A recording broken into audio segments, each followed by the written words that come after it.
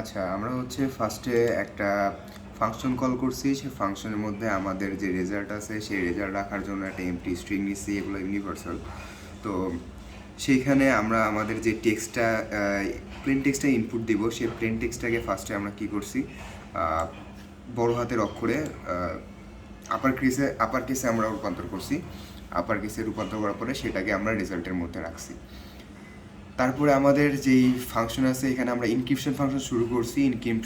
Inscription function শুরু করার সময় এখানে আমরা মেসেজ নামে একটা ভ্যারিয়েবল নিছি। তার মধ্যে আমরা আমাদের যে টেক্সটটা আছে সেই টেক্সটের কিটা রাখছি, মেসেজটা রাখছি, প্লেন টেক্সটটা রাখছি, এবং আমাদের যে কি আছে সেই কিটা আমরা এই কি নামক ভ্যারিয়েবলের মধ্যে আমরা হচ্ছে স্টোর করছি। এবং আমরা আমাদের যে রেজাল্ট আছে ইনক্রিপশন রেজাল্ট, সেই রেজাল্টটা রাখার জন্য একটা এমটি স্ট্রিং ডিক্লেয়ার করছি।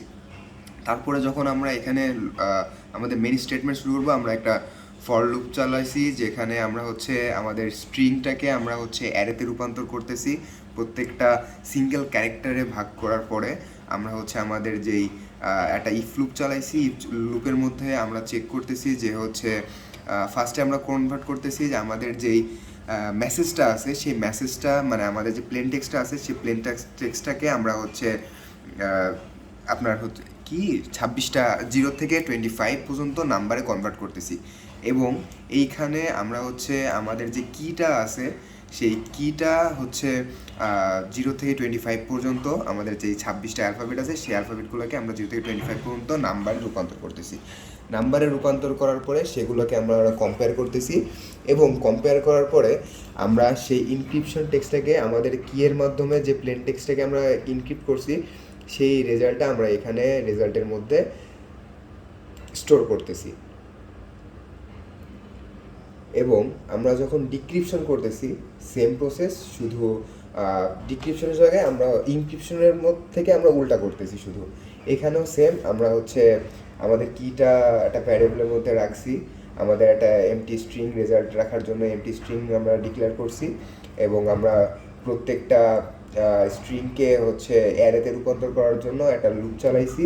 এবং সেই লুপের মধ্যে আমরা আমাদের স্টেটমেন্ট দিছি, ইফ ফাংশনের মাধ্যমে ইফ লুপের মাধ্যমে আমরা একটা স্টেটমেন্ট দিছি, যেখানে আমরা সেম প্রত্যেকটি আমাদের যেই টেক্সটটা আছে সাইফার টেক্সট, সেই সাইফার টেক্সটকে আমরা হচ্ছে 0 থেকে 25 পর্যন্ত নাম্বারে রূপান্তর করতেছি, এবং কিকে আমরা সেই 0 থেকে 25 পর্যন্ত নাম্বারে রূপান্তর করতেছি। এবং এইখানে আমরা সেই নাম্বারটাকে, আমাদের যে নাম্বারটা পাই সেই নাম্বারটা হচ্ছে আমরা আবার সেই টেক্সটে রূপান্তর করে দিতেছি।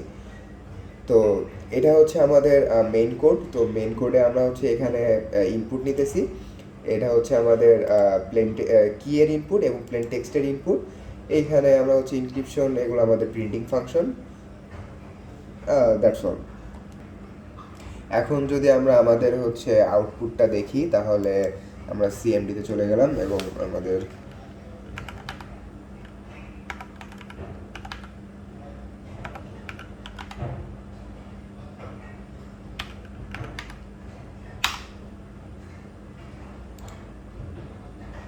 এই যে আমাদের হচ্ছে ফার্স্টে আমাদের আমাদের যে কিটা আছে সেই কিটা ইনপুট দিতে হবে এখানে। কিটা আগের বারের মতো, এবং এই যে আমাদের এখানে প্লেন টেক্সটটা ইনপুট করতে হবে।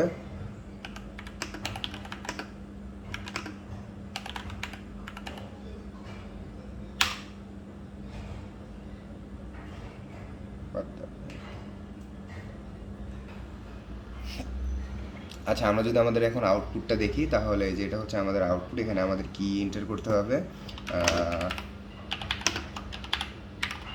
আমরা কি দিলাম, এবার আমাদের প্লেন টেক্সটটা এন্টার করতে হবে।